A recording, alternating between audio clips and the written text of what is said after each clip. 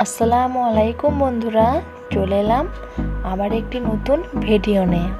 আজকের রেসিপিটি হচ্ছে বেগুনের তরকারি। আমি এটা বেগুনের তরকা বানাচ্ছি।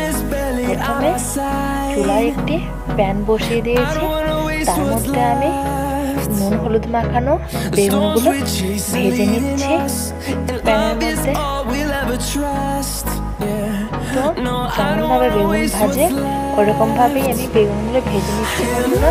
আমি বেগুনটাতে কিন্তু নুন হলুদ মাখিয়ে রেখেছিলাম। এরপর আমি ওই বেগুনগুলো ভেজে নিচ্ছি লাল লাল করে। আমি বেগুনগুলো বন্ধুরা ভেজে নেব,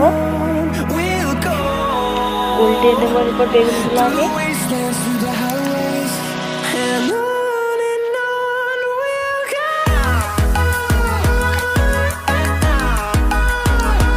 দেখুন বন্ধুরা, লাল লাল করে বেগুনগুলো ভেজে নিয়েছি।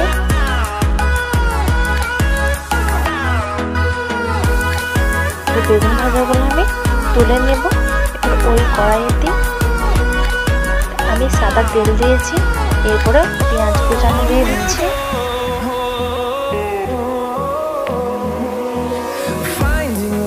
পেঁয়াজ কুচানোগুলো একটু লাল লাল করে ভেজে নেব।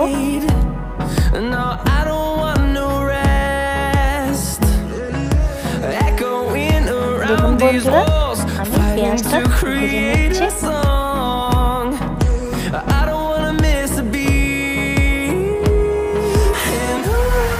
এরপর আমি রসুনের পেস্ট দিয়ে দিচ্ছি পেঁয়াজটার মধ্যে।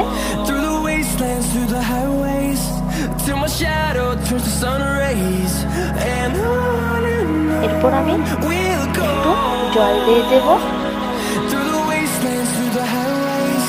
তাহলে আমার পেঁয়াজটা সেদ্ধ হয়ে যাবে।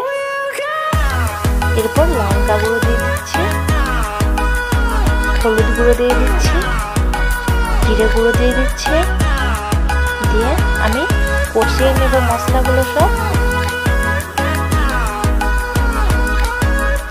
দেখুন বন্ধুরা, আমি মশলাটা কষিয়ে নিচ্ছি।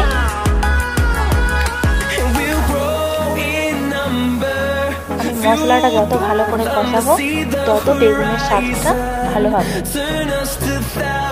আমি এরপরে আমি ভালোভাবে কষিয়ে নিচ্ছি আমি সমস্ত মশলাগুলো।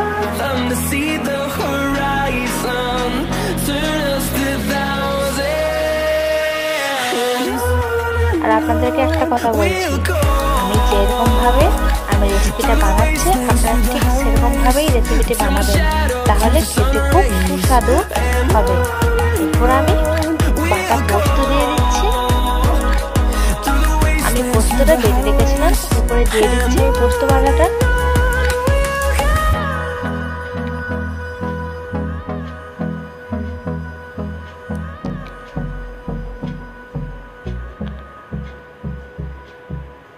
দেখুন বন্ধুরা, পোস্ত বাটা দেওয়া হয়ে গেছে।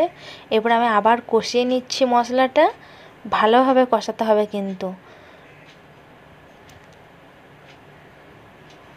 এরপরে নুনটা দিয়ে দিচ্ছি, নুন আপনারা পরিমাণ মতো দিয়ে দিবেন।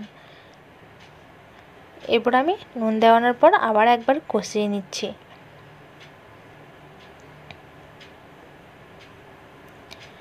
দেখুন বন্ধুরা, আমি কষিয়ে নিচ্ছি ভালোভাবে। আমার অনেকটাই কষানো হয়ে গেছে, আর কিছুক্ষণ আমি কষিয়ে নেব মশলাটা।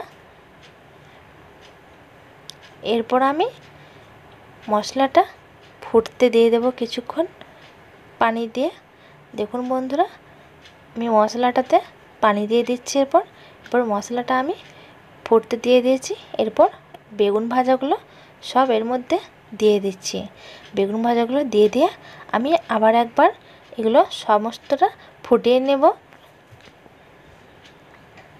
তাহলে এই মশলাগুলো সব বেগুনের মধ্যে ঢুকে যাবে, তাহলে খেতে কিন্তু খুব সুস্বাদু হবে।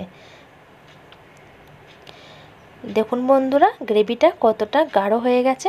এরপর অপর থেকে আমি চেরা কাঁচা লঙ্কা দিয়ে দিচ্ছি স্বাদের জন্য। আপনারা যেরকম ঝাল খাবেন সেরকমভাবে লঙ্কাটা দিতে পারেন। এরপর আমি ভাজা জিরে গুঁড়া দিয়ে দিচ্ছি ওপর থেকে একটু স্বাদের জন্য। এটা দিলে স্বাদটা খুব ভালো হয়।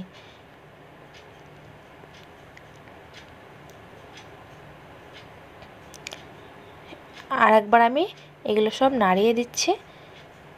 দেখুন বন্ধুরা, আমার গ্রেভিটা বেগুনের মধ্যে খুব সুন্দর ঢুকে গেছে। বেগুনগুলো কিন্তু খুব সুন্দর নরম হয়ে গেছে। এরপর আমি ওপর থেকে ধনিয়া পাতা দিয়ে দিচ্ছি স্বাদের জন্য। এটা খেতে খুব সুস্বাদু হয়। তো দেখুন বন্ধুরা, আমার বেগুন মশলা তৈরি হয়ে গেছে। দেখতে কত সুন্দর হয়েছে দেখুন বন্ধুরা। এটা দেখতেও যেমন হয়, খেতেও কিন্তু খুব সুস্বাদু হয়। আমার তৈরি হয়ে গেছে বেগুন মশলা। আমি আরেকবার নাড়িয়ে আর একবার চাপিয়ে দিচ্ছি গ্যাসের মধ্যে। এরপর আমার রেডি বেগুন মশলা। তো বন্ধুরা, আমার ভিডিও যদি ভালো লাগে তার জন্য আমার চ্যানেলটি লাইক ও সাবস্ক্রাইব করে দেবেন আর পাশে থাকা বেল আইকনটি অন করে দেবেন। আল্লাহ হাফেজ।